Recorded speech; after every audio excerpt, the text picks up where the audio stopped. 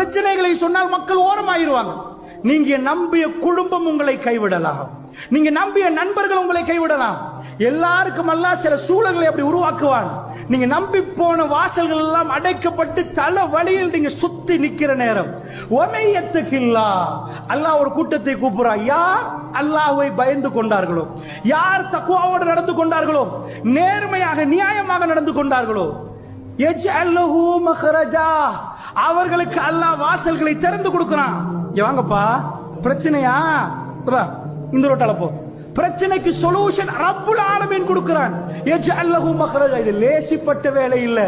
தலவிரி கோலத்தில் அங்க ஓடி இங்க ஓடி இங்க ஓடி அங்க ஓடி பிரச்சனை பிரச்சனை பிரச்சனை போறவருக்கு அல்லாஹ் கூப்பிட்டு சொல்றானா, யஜ்அல்லஹு மக்ரஜா, போங்கப்பா இந்த ரோட்ல. வ யர்ஸுகுஹு மின் ஹைஸு லா யஹ்தஸிப், நினைத்து பார்க்காத வழியில் ரிஸ்கை அல்லாஹ் கொட்டுறான். என்ன நம்பினாய் நீ, என்னை அஞ்சினாய், இதா உனக்கு ரிஸ்க் என்று அல்லாஹ் ரப்புல் ஆலமீன் கொட்டுற இந்த கிஃப்ட கொடுக்கிறான்.